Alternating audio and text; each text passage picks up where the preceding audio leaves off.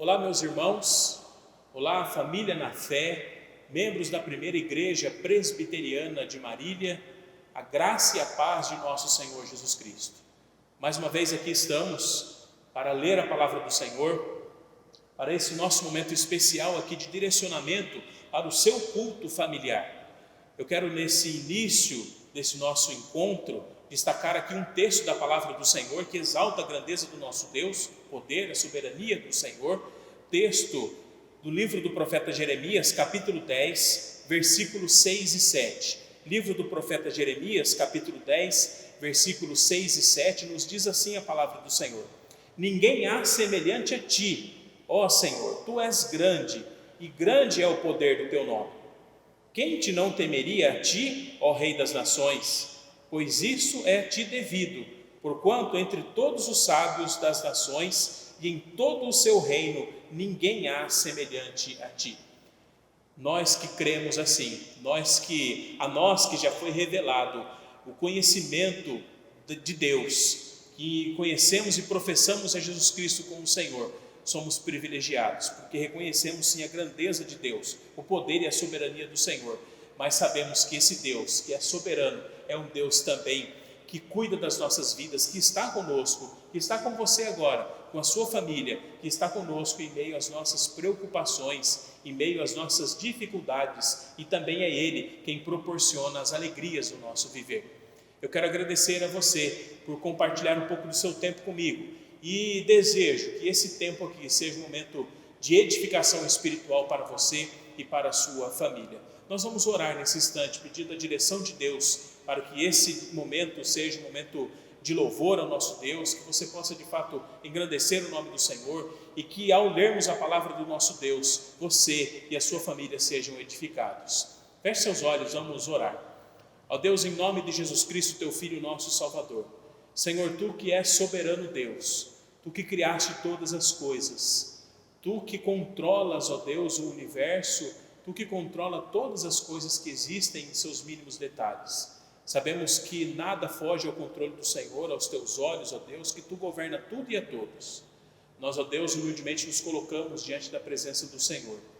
E, ó Deus, eu quero pedir que o Senhor, através da ação do teu Santo Espírito, esteja abençoando a vida das pessoas que comigo abrem a Escritura, que se colocam em oração, que separam esse tempo, ó Deus, para a sua devoção. Que o Senhor, ó Deus, através da ação do teu Espírito, esteja edificando essas vidas. Que o Senhor, ó Deus, esteja aceitando a adoração daqueles que se reúnem nos lares, ó Deus, para o culto familiar. Obrigado, Deus, por esse dia. Obrigado, Deus, pela semana que se findou, por essa que se inicia. Que o Senhor conosco esteja. Em nome de Jesus Cristo, teu Filho, nosso Salvador, que nós oramos. Amém.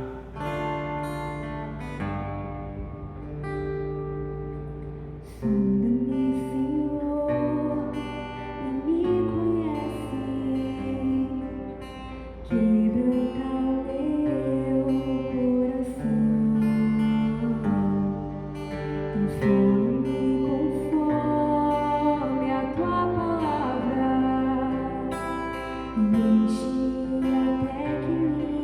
se ache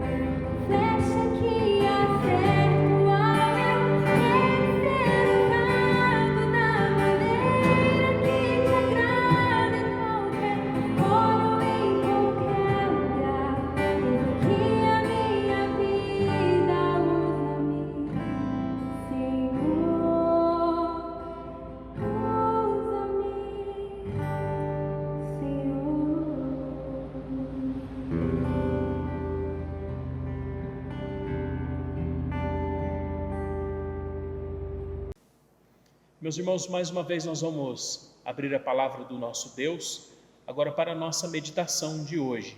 E o texto que estarei fazendo a leitura encontra-se na terceira epístola de João, os versículos de 1 a 4. Terceira epístola de João, versículos de 1 a 4, nos diz assim a palavra do nosso Deus. O presbítero ao amado Gaio, a quem eu amo na verdade. Amado, acima de tudo, faço votos por tua prosperidade e saúde, assim como é próspera a tua alma.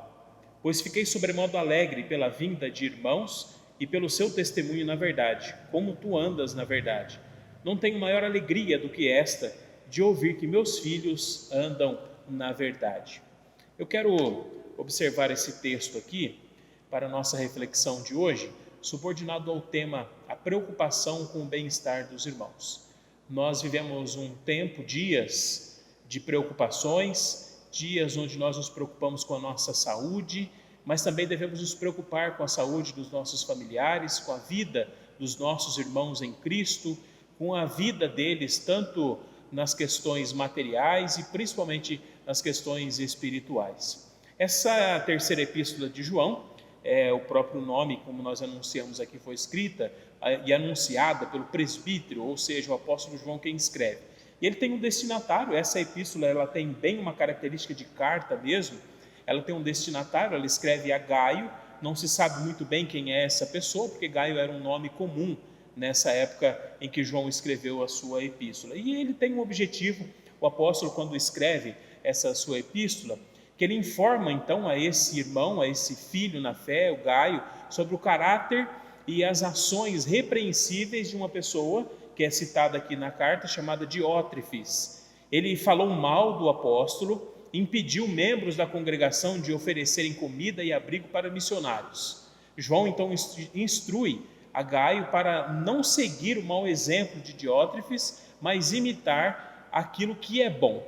A mensagem de hoje está embasada nas palavras de João, que expressam os seus votos ao favor do amigo Gaio, em favor do amigo Gaio. E de uma maneira bem prática para as nossas vidas, eu quero direcionar isso para a minha vida e para a sua vida também, para que você, nesse tempo de dificuldade, nesse tempo de incertezas, que seja também esse o seu desejo. Assim como João expressa os votos em favor do amigo Gaio, que você possa se lembrar dos irmãos na fé, dos seus parentes, das pessoas queridas, aqueles que você ama, e também expressar esses votos em favor dos irmãos na fé. Eu observo aqui que João, ele preza, zela, preocupa-se com o bem-estar físico. Ele diz aqui, no versículo 2, amado, acima de tudo, faço votos por sua prosperidade e saúde, assim como é próspera a tua alma. João deseja saúde física para Gaio, saúde física para que ele possa trabalhar bem. Nós sabemos que o fato de nós sermos irmãos, e nós sermos irmãos em Cristo, nós sermos cristãos, de depositarmos a nossa fé em Jesus Cristo, nosso Salvador, não nos concede poderes sobrenaturais a ponto de dizermos assim que aquilo que nós falamos, isso se cumprirá. Todavia, diante da nossa predisposição para fazer o mal, nós temos muitos desafios na prática de vida cristã. E uma delas é desejar o bem-estar para com o bem-estar dos nossos irmãos em Cristo. A igreja, que é composta de pessoas, daqueles que creem e professam a Jesus Cristo como o suficiente Salvador, a igreja deve se preocupar com a saúde física dos seus membros. A igreja não pode promover a enfermidade física e, claro, muito menos a enfermidade espiritual. A igreja tem que se preocupar em momentos, em situações como essa que nós vivemos no nosso país e no nosso mundo. Temos que nos preocupar com questões de saúde pública, orientar os membros a estarem atentos à saúde das crianças, por exemplo, dos idosos, das pessoas, dos membros da igreja em geral. Ajudar no encaminhamento médico quando necessário, quando faltam recursos, quando há dificuldades. A igreja precisa se preocupar com a saúde física de uns dos outros. O cristão precisa se preocupar com a saúde física dos seus irmãos. Em uma igreja, o membro que adoece causa naturalmente o sofrimento dos outros membros. A igreja vai se entristecer, porque nós somos um corpo, o corpo de Cristo. Então, no que depender de nós devemos ter o zelo para com as questões físicas dos nossos queridos irmãos. Pessoas debilitadas fisicamente terão dificuldades para o serviço cristão. E nós devemos promover, quando nós promovemos enfermidades físicas e até mesmo psicossomáticas e também espirituais, quando nós estamos doentes, contaminamos as outras pessoas. Quando nós estamos enfermos, por exemplo, espiritualmente, nós contaminamos pessoas com intrigas, discórdias, desobediências. A igreja precisa estar saudável, fisicamente e espiritualmente. É claro que em algum momento nós vamos enfrentar situações de enfermidade, situações até de pandemia, como nós estamos enfrentando agora. E a igreja, então, deve se colocar em oração, preocupando-se uns com os outros, ajudando naquilo que for possível os irmãos, aqueles que professam a mesma fé. Assim como João, nós devemos desejar saúde aos irmãos. Nós devemos também nos preocupar com o bem-estar material dos irmãos, da igreja, dos irmãos em Cristo. João deseja, ele expressa aqui na sua epístola, que Gaio seja bem-sucedido nos aspectos materiais. Ele quer ver Gaio prosperando nos seus negócios, emprego, planos e propósitos. Ele diz aqui que ele ficou alegre. Ele diz no versículo 2: amado, acima de tudo faço votos por sua prosperidade e saúde, assim como é próspera a tua alma. Fiquei sobremodo alegre pela vinda de irmãos e pelo seu testemunho na verdade. Jesus disse que nós devemos amar os nossos inimigos, orar pelos que nos perseguem. Essa postura não deve ser diferente quando se trata de um irmão em Cristo. Amar os nossos irmãos, orar pelos nossos irmãos, e também nós devemos nos alegrar com o bem-estar, nós devemos nos alegrar com a prosperidade dos nossos irmãos e nos preocupar com as necessidades físicas e materiais dos nossos irmãos em Cristo. A igreja deve se preocupar na medida do possível em atender às necessidades materiais de seus membros, deve orar por eles, orientar e ficar feliz com as suas conquistas. Alguns cristãos, infelizmente, sentem dificuldades em se alegrar com as vitórias dos irmãos na fé. O nosso desejo deve ser o de ver os nossos queridos, amados irmãos em Cristo, prosperando materialmente. Eu não estou aqui anunciando teologia da prosperidade, mas uma vida próspera diante do Senhor é a vida suprida pelo próprio Deus, onde os nossos recursos são dados pelo próprio Deus e nós podemos viver bem com aquilo que nós temos.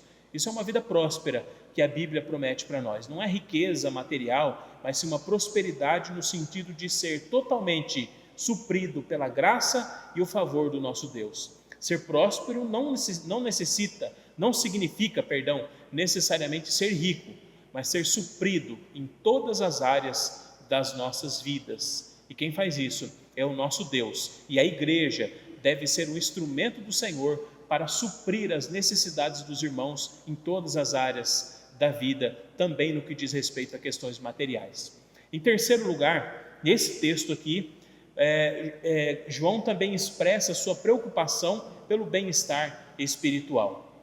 Ele preocupa-se então com a questão física, saúde, com a prosperidade material, com a vida material e, acima de todas as coisas, o bem-estar espiritual. João sabe que Gaio é espiritualmente ativo.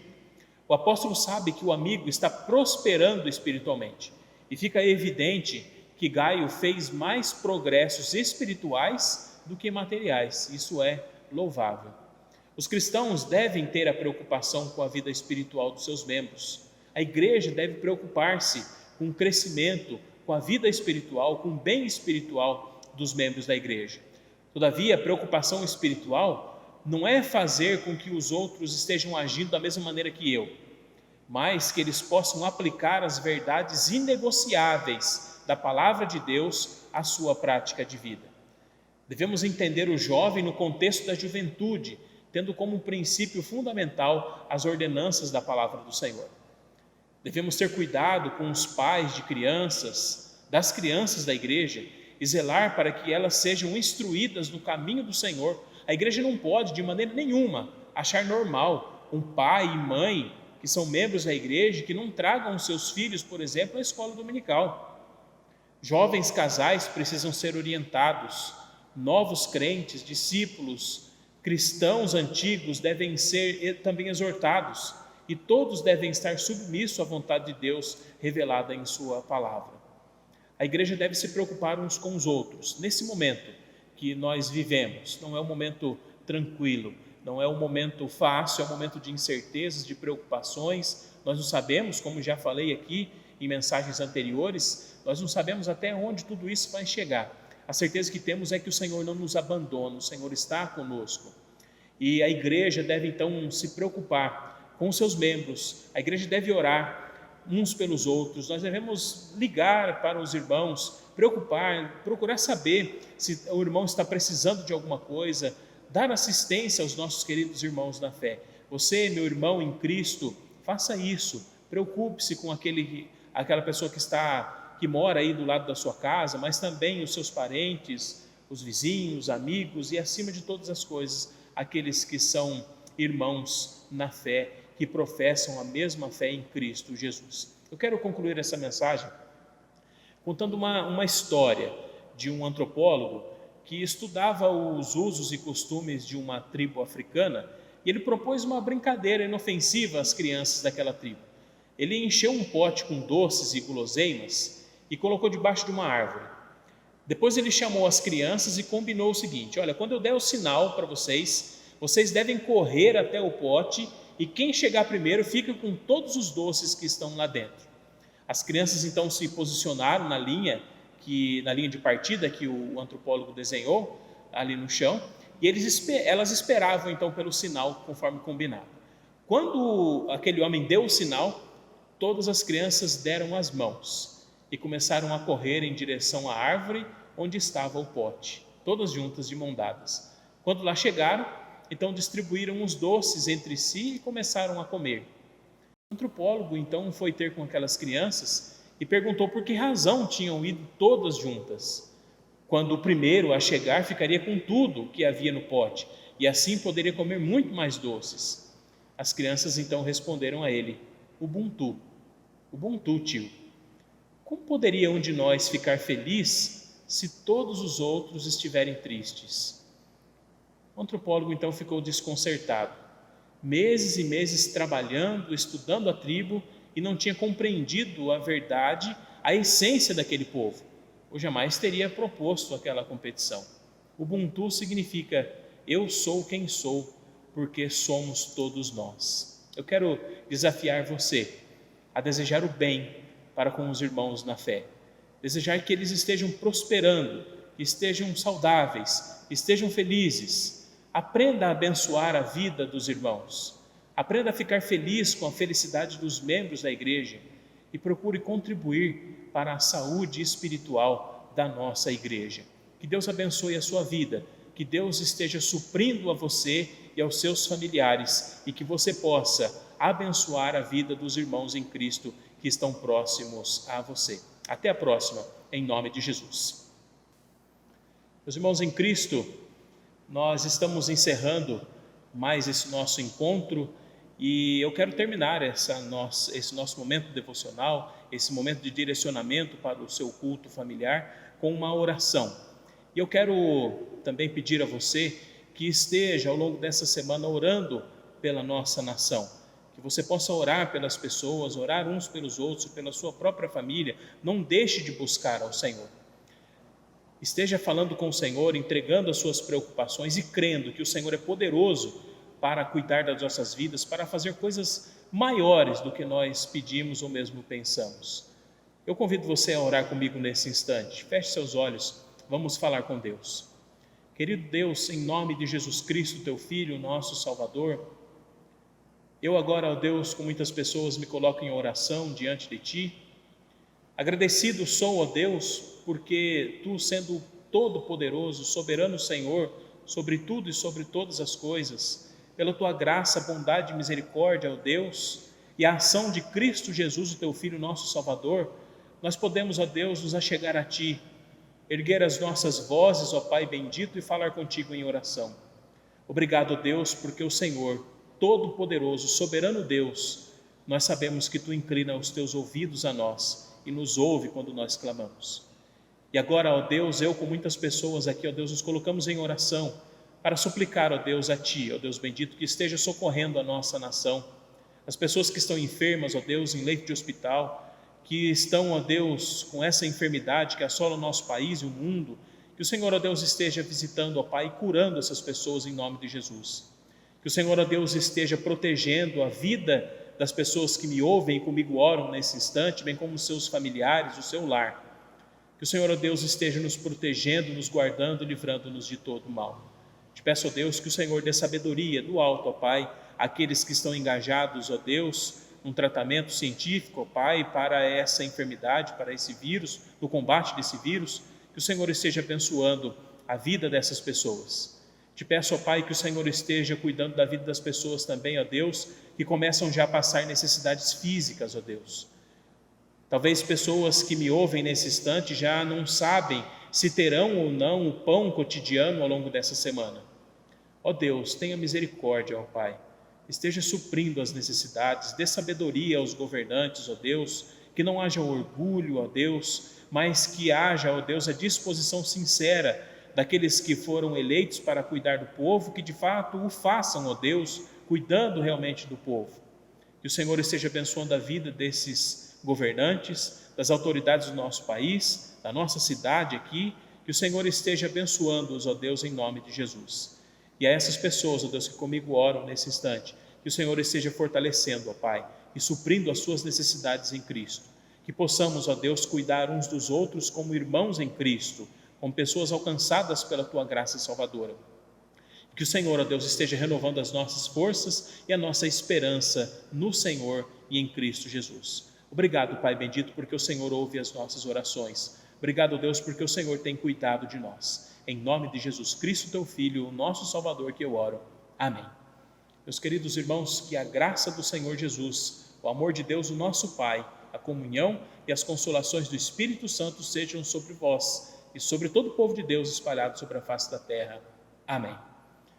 Meus queridos irmãos, nós encerramos aqui esse nosso encontro de hoje e ao final aqui você pode anotar os nossos endereços, a maneira de você se conectar com a primeira igreja presbiteriana de Marília. E tão logo toda essa situação passe, eu quero reforçar aqui o convite para que você esteja conosco, visitando-nos nas nossas programações, que dentro em breve, em nome de Jesus, estaremos realizando novamente. A igreja de portas abertas, com essa situação superada, com a graça de Deus. Esperamos que isso aconteça num breve período de tempo. Até isso chegar, esteja se cuidando, cuide da sua saúde, cuide da saúde dos seus familiares, esteja em oração, esteja buscando ao Senhor. Que o Senhor te dê uma excelente semana, que o Senhor te abençoe e te guarde, em nome de Jesus Cristo.